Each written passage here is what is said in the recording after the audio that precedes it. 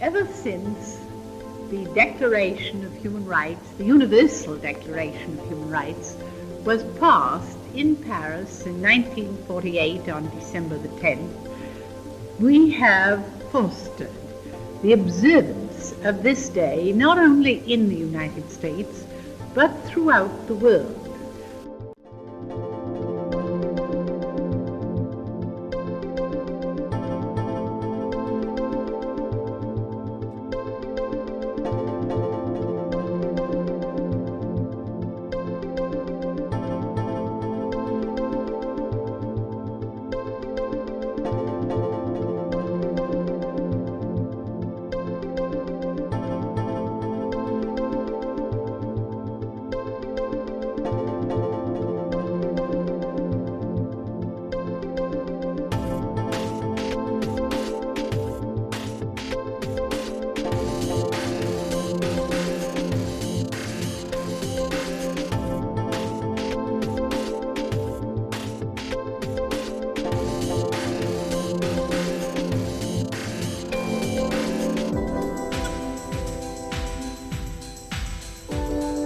Who am I? 400 years ago, I was Juan Cabrillo. And me and my buddy, Hernando Cortez, we're two of the world's richest conquistadores.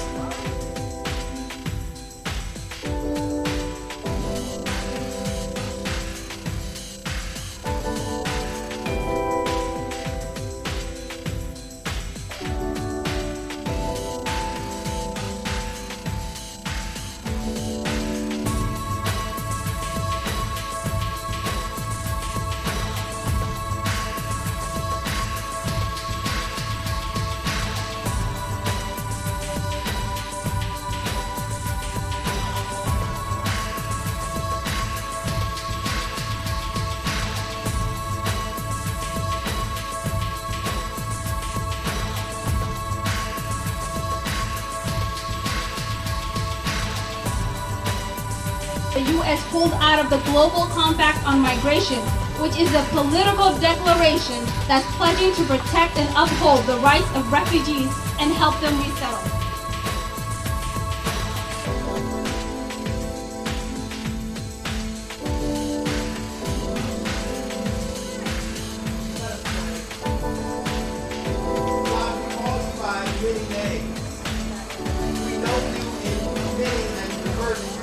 The 1%. And we gather here today on this sacred ground to say what you have already said years ago, that life matters, that people matter, that you are with the marginalized and those who are oppressed and pushed to the sidelines.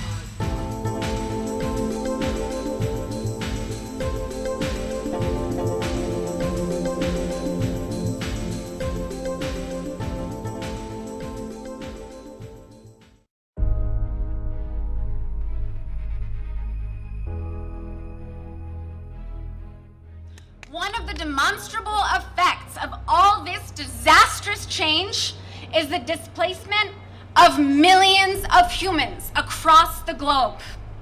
And the most disproportionately impacted are in low-income countries, women, children, and indigenous people. You promise to activate yourself at minimum. Yes! Please do your best. And once you activate yourself, activate all. Thank you, Panna. Thank you, sisters. As the Interim Director of Community Outreach for the United Nations Association San Diego, I would like to thank you for standing for someone's rights and for showing up today for refugees' rights. My name is Yvette Blackwell, and on behalf of myself and the President of the United Nations Association San Diego, Bettina Hoffman, I want to welcome you to this year's Human Rights Day rally. Hello everyone, my name is Mariam and I am French with an African Muslim father and a French Catholic mother. So I'm very happy to see that all of you here are fighting for the rights of migrants and refugees. So it's not easy to come after all of these great speakers, also because I come from the diplomatic community and we don't speak like you guys are speaking. It's not that we don't care, we do care, but we don't speak with that much enthusiasm and engagement. But I will try my best. So I want to talk about climate change, migration, and the environment today. I work at the global policy level on these issues. There are no such things as climate refugee, meaning that if you are displaced or you migrate because of climate change and environment, you do not have a specific status that protects you. Having said that, today is Human Rights Day, so what we do need to remember is that human rights is the foundation of the protection of climate change and environmental migrants. This is a framework that can be applied to them. It's not because we do not have a climate refugee status, but we cannot take action. So let's continue to fight for the human rights of people, because that will also help climate and environmental migrants. All right. So what we do not hear your voice in the global political discussions. What we see is the US not participating to the climate change negotiations anymore, the US not participating to the Global Compact on Migration, which is the migration negotiations in the world. But that doesn't mean that the US is not represented, because you are here, you can work, you can bring the voice of the American people to this global political process and show that you do think that migrants need to be protected and supported. I just wanted to thank the UNA, the UN associations, because they are trying to make this link between us working in New York or in Geneva at the global level and grassroots communities who are the ones who will help solve the issues. Because talking is important, but it's not enough. And you here are the ones who are taking action. Thank you very much. Lifting everybody's quality of life. But just again, I cannot do it alone. You need to show up as well. So thank you once again for being here. Thank you for speaking about human rights. But every day, we deserve much better. Tell them, no, these are my constituents. These are the people who make up the fabric of the community. Not only I represent the community in which my husband and my kids live.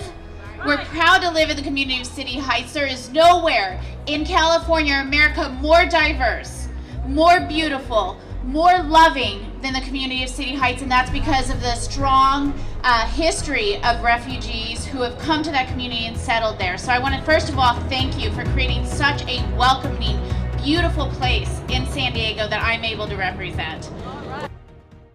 We must want our fellow human beings to have rights and freedoms which give them dignity and which will give them a sense that they are human beings that can walk the earth with their heads high and look all men in the face. If we observe these rights for ourselves and for others, I think we will find that it is easier in the world to build peace, because war destroys all.